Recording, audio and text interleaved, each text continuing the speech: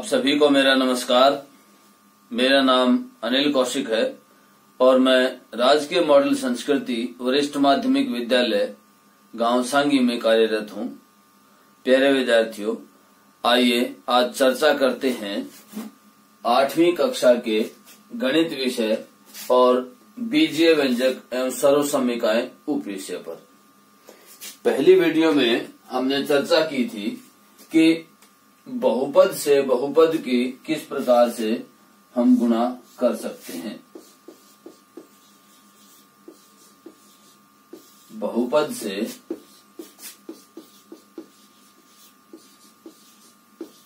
बहुपद की गुणा, इस उप विषय पर हमने चर्चा की थी। आज हम चर्चा करेंगे कि सर्वसम्मिकाएं क्या होती हैं, सर्वसम्मिकाएं क्या होती हैं और उनका प्रयोग हम किस प्रकार कर सकते हैं। तो आइए सबसे पहले हम चर्चा करेंगे पहली सर्वसम्मिका पर कि a जमा b का वर्ग, a जमा b का वर्ग a का वर्ग जमा 2ab जमा b का वर्ग हम किस प्रकार से एक एक्टिविटी के माध्यम से इसको शो कर सकते हैं कि a जमा b का वर्ग जो है a का वर्ग जमा 2ab जमा b का वर्ग के बराबर होता है। तो आइए एक्टिविटी के माध्यम से इसको शो करते हैं कि लेफ्ट हैंड साइड और राइट हैंड साइड कैसे बराबर आती हैं। जैसा कि आपने देखा कि एक वर्ग का क्षेत्रफल क्या होता है और वो किस प्रकार निकलता है, इसी तरह से आयत का क्षेत्रफल क्या होता है और किस प्रकार निकलता है। आइए अब एक्टिविटी को शुरू करने से पहले हम थोड़ा सा जो हमें स्क्रीन पर दिखाई दे रहा है उसके बारे में चर्चा करते हैं। ये देखिए, ये ए भुजा है, यहां से यहां तक, यहां से यहां तक ए भुजा है और यहां से यहां तक बी है। जब हम इसको इकट्ठा यूज करेंगे तो ये ए जमा बी हो जाएगी, यहां से लेकर और यहां तक जो है वो ए जमा बी हो जाएगा। इसी तरह से यहां से लेकर यहां तक ए है और नीचे क्या है, बी है। अब अगर हम इकट्ठा यूज करेंगे तो ये क्या हो जाएगी, यहां से लेकर के और यहां तक ए जमा बी भुजा हो जाएगी। और इस प्रकार जो ये स्क्वायर बना हुआ है, ये देखिए, ये एक स्क्वायर बना हुआ है और इस स्क्वायर में अगर हम इसका क्षेत्रफल निकालें तो क्या आ जाएगा, ए जमा बी, और इधर भी क्या है, ए जमा बी है, तो ए जमा बी का होल स्क्वायर आ जाएगा, ए जमा बी का वर्ग आएगा, इसका क्षेत्रफल, इस वर्ग का क्षेत्रफल। तो इसके क्षेत्रफल को हम किस प्रकार से लिख सकते हैं कि a जमा b का होल स्क्वायर। अब हमें यह देखना है कि ये a जमा b का होल स्क्वायर या a जमा b का वर्ग जो है वो राइट हैंड साइड उसकी क्या आती है या किस प्रकार से इस एक्टिविटी के माध्यम से सोल्व किया जा सकता है।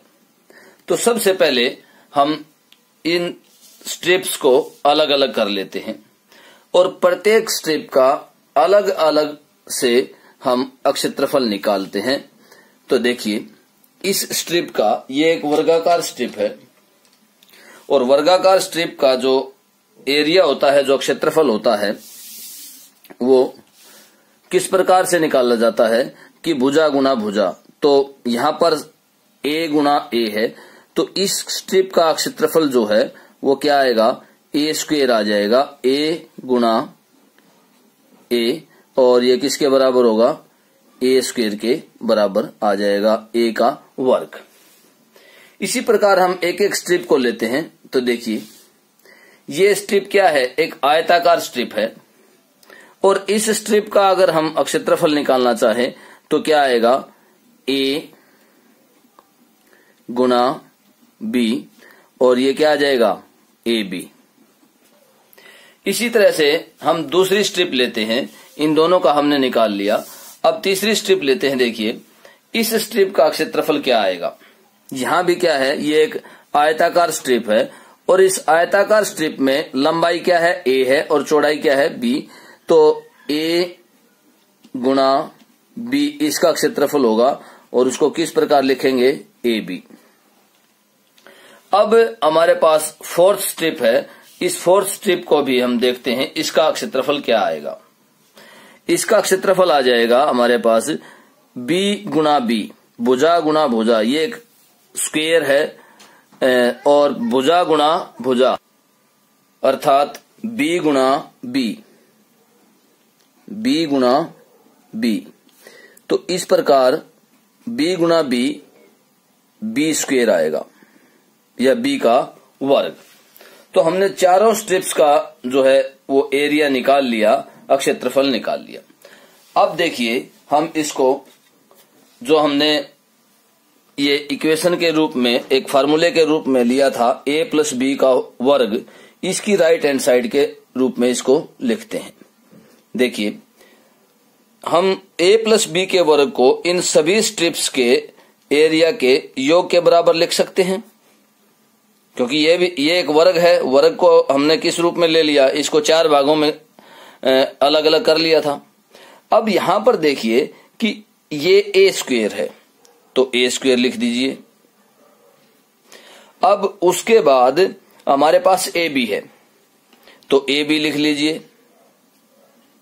उसके बाद फिर ए बी है, वह भी लिख लीजिए। और सबसे बाद में हमारे पास क्या है, बी स्क्वायर है, बी का वर्ग। और इस प्रकार हम देखते हैं कि ए स्क्वायर या ए का वर्ग और ये दोनों क्या हैं, ये दोनों समान पद हैं। समान पद कौन से होते हैं, जिनमें वेरिएबल इक्वल होता है और वो उनकी जोड़ और घटा संभव होती है। तो यहां पर दोनों पद एक जैसे हैं, तो एक ए बी और एक ए बी किसके बराबर आ जाएगा, 2ab के बराबर आ जाएगा और जमा b का वर्ग। तो इस प्रकार हमने देखा कि a प्लस b के वर्ग को, a प्लस b के वर्ग को एक एक्टिविटी के माध्यम से हमने किस के बराबर शो किया, a की 2 जमा 2ab और जमा b की 2। तो इस प्रकार हमने ये फार्मूले को समझा और लेफ्ट हैंड साइड से हम राइट हैंड साइड की तरफ गए और हमने फार्मूले की रचना की एक एक्टिविटी के माध्यम से। आइए अब ये जो हमने सर्वसमीका तैयार की है, इस सर्वसमीका की सत्यता की जांच करते हैं हम एक उदाहरण लेकर के। यहाँ पर a को 1 ले रहा हूं और b को 3 ले रहा हूं। अब एक a 1 and 3, b is equal to 3 और हम इस सर्वसमीका की सत्यता की जांच करते हैं। देखिए a की जगह जब हम 1 रखते हैं तो 1 जमा 3 और इसका स्क्वायर, ये देखिए 3 और 1 4, 4 का स्क्वायर और ये कितना आ जाएगा, 16 आ जाएगा। ये हमने लेफ्ट हैंड साइड ली थी। अब इसकी राइट हैंड साइड लेकर के हम निकाल कर देखते हैं कि क्या यही आंसर आ रहा है या कुछ और आ रहा है। तो देखिए राइट हैंड साइड हमारे पास क्या है, ए स्क्वायर प्लस 2ab और प्लस b स्क्वायर। तो देखिए a क्या है हमारे पास, 1 है, 1 का स्क्वायर वर्ग जमा 2, a क्या है 1, b क्या है 3 जमा और b की 2 कितना है 3 और 3 का वर्ग। अब देखिए यहां पर क्या आएगा, 1 आ जाएगा क्योंकि 1 को 1 से गुणा 1 जमा 3 दूनी 6 और यहां पर कितना आएगा 9, 3 तिया 9 और 9 और 6 15 और 1 16। तो इस प्रकार हमें लेफ्ट हैंड साइड और राइट हैंड साइड दोनों बराबर प्राप्त हुई। दोनों क्या प्राप्त हुई? 16-16 प्राप्त हुई। तो हमने जो सर्वसमीका की रचना की थी, एक्टिविटी के माध्यम से हमने सर्वसमीका को बनाया था, उसकी सत्यता की हमने जांच कर ली। जैसा कि हमने एक एक्टिविटी के माध्यम से अभी इस सर्वसमीका की लेफ्ट हैंड साइड और राइट हैंड साइड को बराबर किया और हमने सीखा कि a जमा बी का वर्ग जो है वो a का वर्ग जमा 2ab जमा b का वर्ग किस प्रकार से संभव है, किस प्रकार से हम निकाल सकते हैं। आइए अब इस सर्वसमीका से हम कुछ उदाहरण लेकर चर्चा करते हैं कि किसी बहुपद को बहुपद से गुणा या किसी संख्या का वर्ग किस प्रकार किया जा सकता है। तो आइए एक उदाहरण लेते हैं।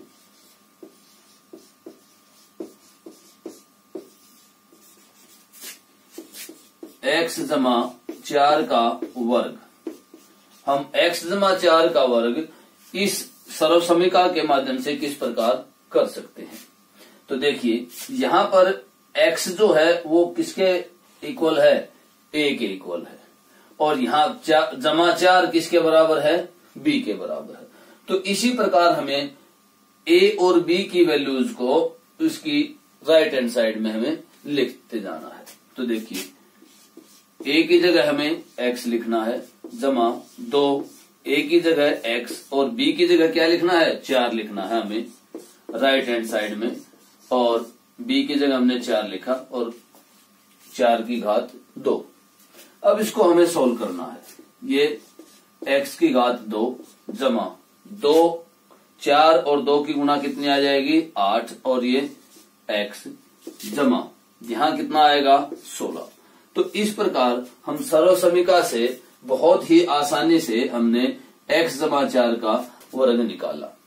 अब आइए एक और उदाहरण लेते हैं और इस सर्वसमीका का प्रयोग करके जो हमें दिया गया है उसका वर्ग निकालते हैं। तो देखिए हमें क्या दिया गया है? 3/2m जमा 2/3n का हमें वर्ग निकालना है।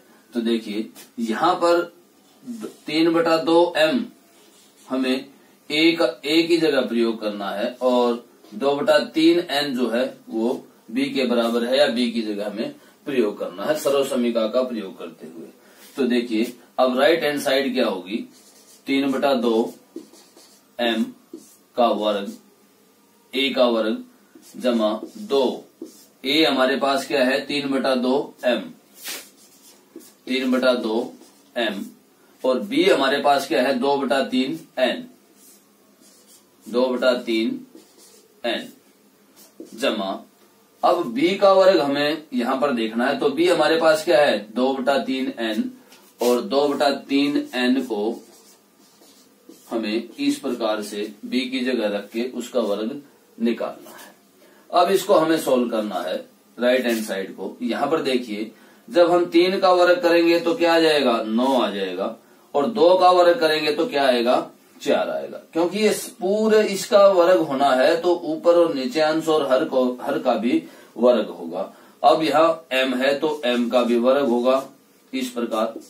अब इनकी गुणा होगी, या तो आप इनको ऊपर के ऊपर गुणा कर लीजिए इस प्रकार से, और फिर जो डिवाइड होता है उसको कैंसिल कर दीजिए। देखिए 3 दूनी 6, 6 दूनी 12, और 3 की और 2 की गुणा करेंगे तो क्या प्राप्त होगा? 6 प्राप्त होगा।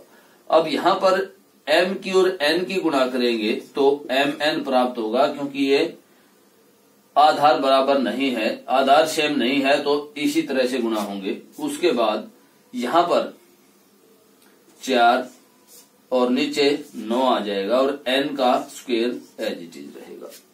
अब आपको ये देखना है कि कहीं हम इसको स्टैंडर्ड फॉर्म में लेके आना है इसको, और स्टैंडर्ड फॉर्म में लाने के लिए यहाँ पर हमारे पास थोड़ा सा काम बाकी है, और इसको हम डिवाइड करेंगे। तो ये स्टैंडर्ड फॉर्म में किस प्रकार से आएगी? देखिए 9/4 m का वर्ग जमा यहाँ पर 2 बचा 2mn जमा 4/9 n का वर्ग। तो इस प्रकार हमने देखा कि सर्वसमीका के प्रयोग से हम 3/2 m जमा 2/3 का वर्ग जो है बहुत ही आसानी से निकाल सकते हैं। प्यारे विद्यार्थियों, आइए सरल समीकरण का प्रयोग करते हुए हम 502 का वर्ग निकालते हैं। तो 502 का वर्ग निकालने के लिए हम इसको क्या करते हैं, 500 जमा 2 इस प्रकार से लिख लेते हैं और यहाँ पर 500 a के बराबर रहेगा और 2 जो है वो b के बराबर रहेगा। अब इसमें हम सरल समीकरण का प्रयोग करते हैं। a हमारे पास क्या है, 500 है, तो 500 का वर्ग जमा 2, a हमारे पास 500 है तो a की जगह हम 500 रखेंगे, b हमारे पास 2 है तो यहाँ पर 2 रखेंगे, 2ab जमा b हमारे पास क्या है, 2 है। तो इस प्रकार हम रखते जाएंगे। तो देखिए 500 का वर्ग जब हम करेंगे, 500 को 500 से गुणा करेंगे तो 5 को 5 से गुणा करेंगे तो 25 आ जाएगा और 2 जीरो हैं तो हम जब इसको 500 को 500 से गुणा करेंगे तो हमारे पास 2,50,000 आ जाएगा। जमा अब यहाँ पर गुणा करना है, 2 दूनी 4, 4 पंजे 20, इस प्रकार यहाँ 2,000 आ जाएगा और ये 4।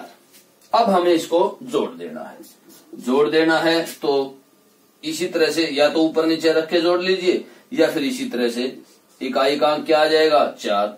अब दहाई का अंक देखिए 0, सैकड़े का अंक भी 0, उसके बाद यहाँ 2 है तो ये 2 आ जाएगा और 5 और 2। तो इस प्रकार 502 का वर्ग हमने सरल समीकरण के माध्यम से निकाला जो कि 2,52,004 हमें प्राप्त हुआ। तो इस प्रकार हम किसी संख्या का वर्ग भी अगर करना चाहें तो वो सरल समीकरण के माध्यम से आसानी से हम प्रयोग करके कर सकते हैं।